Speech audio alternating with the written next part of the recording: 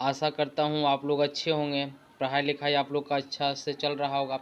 अभी तक आपने थंबनेल देख लिया होगा। आज का विषय है राष्ट्रीय आंदोलन की महत्वपूर्ण घटनाएं। 1905 से लेकर 1947 तक के बीच जो जो महत्वपूर्ण घटनाएं हुई है उसके बारे में आज हम लोग बात करेंगे। यहाँ से आपको एक क्वेश्चन मैक्सिमम एग्जाम में मिल जाएगा।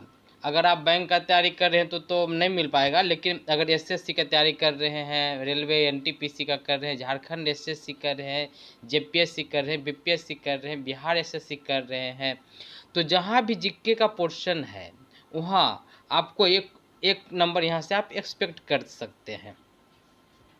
तो बात करते हैं भारत का गवर्नर के बारे में। पहले कौन कौन से घटना किनके शासनकाल में हुआ, सब इसमें डिटेल से मैंने बताया है। तो पहला है जैसे कि लॉर्ड कर्जन 1899 से लेकर 1905 तक इनका शासनकाल भारत में रहा। इनके समय में जो महत्वपूर्ण घटनाएं हुई, सबसे पहला घटना हुआ बंगाल का विभाजन हुआ।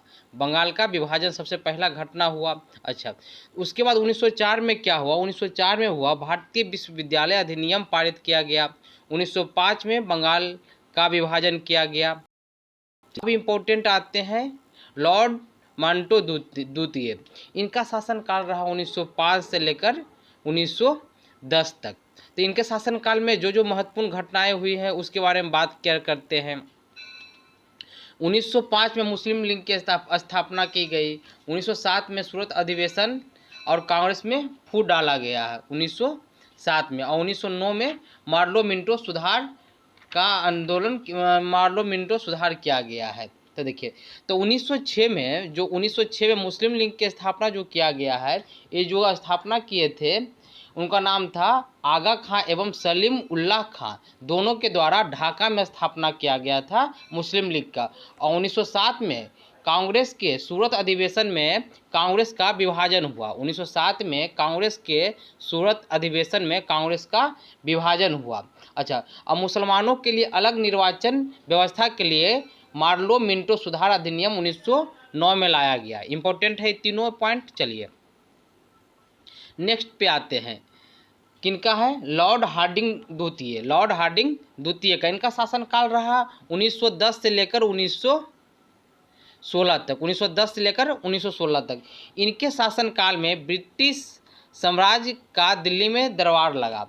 अच्छा, उसके बाद क्या हुआ कि 1912 में पहले भारत की राजधानी कोलकाता था। कोलकाता यानी कि उसमें क्या कलकत्ता था। कलकत्ता से 1912 में सीधा स्थानांतरित करके दिल्ली ले जाया गया 1912 ईस्वी में। ठीक है, एक इनके शासनकाल में हुआ तो लॉर्ड हार्डिंग के शासनकाल में हुआ।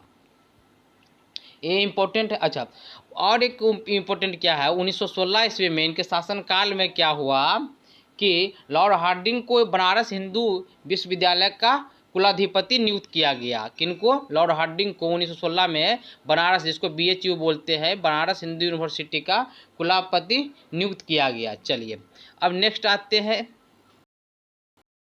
चेम्सफोर्ड। इनके शासनकाल में बहुत सी घटनाएं हुई। देखिए, इनका शासनकाल 5 साल का रहा, तो इनके शासनकाल में बहुत से महत्वपूर्ण घटनाएं हुई जिस पर आपको ध्यान देना है। चलिए, सबसे पहला क्या हो रहा है हुआ इनके शासनकाल में हुआ होम रूल लिंग की निर्माण किया गया। होम रूल लिंग का निर्माण किया गया इन्हीं के शासनकाल में। ठीक है, तो लाल बाल पाल, बिपिन चंद्रपाल, लाला लाजपत राय और बाल गंगाधर तिलक जो होम रूल लीग का स्थापना किए थे। उसके बाद है 1916 में ही मुस्लिम लीग कांग्रेस समझौता हुआ, जिसका दूसरा नाम है लखनऊ पैक्ट। लखनऊ पैक्ट के नाम से भी ये जाना जाता है। 1916 का अधिनियम, इसमें कहा गया है कि कांग्रेस के लखनऊ अधिवेशन में कांग्रेस का एकीकरण हुआ एवं मुस्लिम लीग के साथ समझौता हुआ। ठीक है, चलिए नेक्स्ट आते हैं 1917 में महात्मा गांधी द्वारा चंपारण में आंदोलन। अच्छा, महात्मा गांधी 9 जनवरी का डेट याद रखिएगा, 9 जनवरी 1915 को भारत आए थे। अच्छा, और 9 जनवरी इम्पोर्टेंट इसलिए है कि इसी दिन प्रवासी भारतीय दिवस भी मनाया जाता है, इसलिए ये इम्पोर्टेंट डे है। चलिए, महात्मा गांधी द्वारा चंपारण आंदोलन शुरू किया गया। कब? महात्मा गांधी द्वारा चंपारण आंदोलन शुरू किया गया 1900 में शुरू किया गया। चलिए, उसके बाद रोल एक्ट अधिनियम 1919 में आया। कब आया? 1919 में रोल एक्ट अधिनियम आया, जिसे काला कानून या फिर अंधा कानून भी कहा रोलेट एक्ट को। 1919 में ही जालियांवाला बाग हत्याकांड हुआ। कब हुआ? 1919 में ही 13 अप्रैल को हुआ। कब हुआ? 13 अप्रैल 1919 को जालियांवाला हत्याकांड 1919 को जालियांवाला हत्याकांड हुआ। 1919 में ही मार्लो चेम्सफोर्ड सुधार अधिनियम को लाया गया। अच्छा, इन्हीं के शासनकाल में तृतीय अफगान युद्ध भी हुआ था। इन्हीं के शासनकाल में क्या हुआ था? तृतीय अफगान युद्ध हुआ था। 1920 में खिलाफत आंदोलन हुआ। 1920 में खिलाफत आंदोलन हुआ जिसमें गांधी जी भी बढ़ चढ़ कर हिस्सा लिए। और 1920 में गांधी जी असहयोग आंदोलन का शुरुआत कर दिए। तो ये सब इम्पोर्टेंट था। किनके शासनकाल का था? तो लॉर्ड चेम्सफोर्ड। क्या क्या इम्पोर्टेंट था देख लीजिए फिर से। होम रूल लीग की स्थापना किया गया। मुस्लिम लीग एवं कांग्रेस के साथ समझौता किया गया जिसे लखनऊ पैक्ट के नाम से जाना जाता है। 1917 में महात्मा गांधी द्वारा चंपारण में आंदोलन किया गया। चंपारण में आंदोलन किया गया। नील की खेती वहाँ के किसानों से करता था और भूमि बंजर हो जाता था। तो 3 कट्ठिया प्रथा भी वहाँ था। 3 कट्ठा में 1 कट्ठा से अंग्रेज ले लेता था। ये 3 कट्ठिया प्रथा था चंपारण में। अच्छा, गांधी जी को चंपारण राजकुमार शुक्ला बुलाए थे कि आइए चंपारण और यहाँ आंदोलन कीजिए, किसान का साथ दीजिए। 1919 में जो रोलेट एक्ट आया था उसमें अंधा कानून उसको इसलिए बोला जा रहा था कि इसमें किसी भी आदमी को बिना कुछ कहे सीधे जेल के अंदर डाल दिया जा रहा था।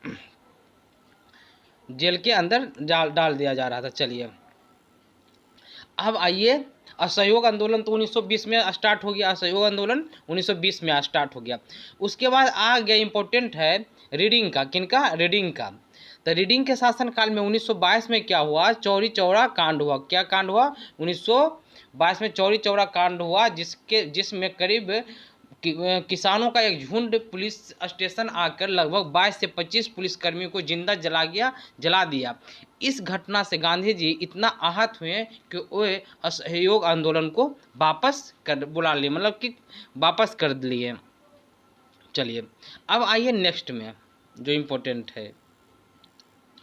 अब ये इम्पोर्टेंट है किनका शासनकाल? लॉर्ड इरविन का। इनका शासनकाल में क्या? साइमन कमीशन की नियुक्ति किया गया। कब? 1927 में। 1928 में साइमन कमीशन भारत में आगमन हुआ और लाहौर में लाला लाजपत राय विरोध कर रहे थे तो अंग्रेजों के द्वारा उनके सर पे लाठी प्रहार किया गया और उनका मृत्यु हो गया। कब? तब 1928 में। ठीक है, किसका शासनकाल था? इरविन का। भगत सिंह द्वारा केंद्रीय असेंबली में बम फेंका गया 1929 में और 29 में ही कांग्रेस द्वारा पूर्ण स्वराज की मांग की, पूर्ण स्वतंत्रता या पूर्ण स्वराज की मांग किया गया। कौन सा अधिवेशन था? तो लाहौर अधिवेशन के तहत मांग किया गया। 1930 में क्या हुआ? 1930 में हुआ सविनय अवज्ञा आंदोलन। क्या हुआ? सविनय अवज्ञा आंदोलन 1930 में हुआ। और प्रथम गोलमेज सम्मेलन 1930 में ही हुआ। लॉर्ड इरविन के शासनकाल में ही प्रथम गोलमेज सम्मेलन हुआ। तो देखिए एक चीज़ यहाँ पर ध्यान दीजिएगा, क्या कि देखिए जो भीमराव अंबेडकर थे, BR अम्बेडकर थे, तीनों गोलमेज सम्मेलन में भाग लिए थे। महात्मा गांधी सिर्फ सेकेंड गोलमेज सम्मेलन में भाग लिए थे। देखिए जहाँ यह नवंबर आए, यानी कि नवंबर वाला जिसमें हुआ था, जहाँ पर गांधी जी नहीं गए थे, फर्स्ट में नो, यानी एन मतलब नो और थर्ड मतलब भी नो, और जो सेकेंड हुआ था अगस्त में हुआ था। तो प्रथम गोलमेज सम्मेलन प्रथम गोलमेज सम्मेलन कब हुआ? 1930 में हुआ। सब लंदन में हो रहा है। तीनों गोलमेज सम्मेलन कहाँ हुआ? लंदन में हुआ। चलिए अब आ जाते हैं नेक्स्ट पे। बिलीगटन 1931 में सेकेंड गोलमेज सम्मेलन और थर्ड गोलमेज सम्मेलन 1932 में इनके शासनकाल में संपन्न हुआ। 1932 बार घोषणा किया गया कि सांप्रदायिक निर्वाचन प्रणाली के आधार पर चुनाव कराया जाएगा। 1932 पूना पैक्ट, ये भीमराव गांधी जी के बीच में हुआ था पूना पैक्ट। ठीक है, चलिए नेक्स्ट क्या बोल रहा, किनका है? द मार्च। देखिए ये है लिंथिंगो।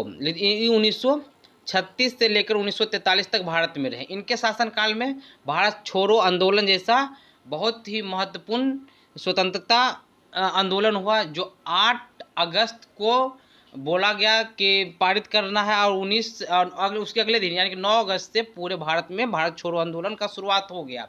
1942 में क्रिप्ट मिशन का भारत में आगमन हुआ। 1942 में क्या क्रिप्ट मिशन का भारत में आगमन हुआ। चलिए 1943 में ही इन्हीं के शासनकाल में बंगाल में एक भयानक अकाल पड़ा था। ठीक है, भारत छोड़ो आंदोलन का हो गया 1942 में। चलिए ठीक है,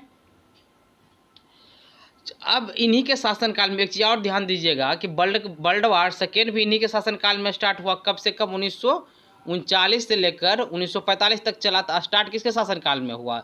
तो 1939 में, यानी कि लॉर्ड लिंथगो के शासनकाल में स्टार्ट किया गया। अब आइए, इम्पोर्टेंट है बेबल लॉर्ड बेबल का शासनकाल 1944 से लेकर 1947 तक के शासनकाल में रहा। इनके शासनकाल में क्या हुआ? कैबिनेट मिशन का भारत में आगमन हुआ। क्या हुआ? कैबिनेट मिशन का भारत में आगमन हुआ। 1946 में क्या हुआ? भारतीय संविधान सभा का निर्वाचन हुआ, और उसी साल 1946 में ही भारत में अंतरिम सरकार की स्थापना की गई। चलिए, अब लास्ट में जो अंग्रेज रह जाते हैं, सबसे लास्ट अंग्रेज है जो लॉर्ड माउंटबेटन है। लास्ट वायसराय कौन है? Lord Mountbatten. तो इनके शासनकाल में क्या हुआ? भारत के विभाजन का प्लान बनाया गया कि भारत 2 पार्ट में विभक्त होगा, एक को बोलेंगे भारत, दूसरा को बोलेंगे पाकिस्तान। ठीक है, और 1947 में, 15 अगस्त 1947 के दिन रात में भारत स्वतंत्र हुआ और हम लोग के देश में आज़ादी आ गया, खुशहाल हो गया। चलिए ठीक है, अब ये वीडियो समाप्त हो गया। अभी देखिए, अगर वीडियो अच्छा लगा हो तो 1 मिनट रुक के 30 सेकेंड रुक जाइए और लाइक ज़रूर कीजिए। अगर वीडियो में कुछ इम्प्रूवमेंट है, लग रहा है कि कुछ इम्प्रूवमेंट करना है, तो कमेंट कीजिए। अगर डिसलाइक कर रहे हैं तो डिसलाइक क्यों किए ज़रूर कमेंट में बताइए। इविडेंट क्लास को सब्सक्राइब कर लीजिए अगर अभी तक सब्सक्राइब नहीं किया। अपने दोस्तों के साथ शेयर कर दीजिए, और यहाँ पर एक बार बेल आइकन है, उसको सब्सक्राइब करने के बाद बेल आइकन को दबा दीजिए ताकि आपको नोटिफिकेशन मिलता रहे। चलिए, थैंक यू फॉर वॉचिंग।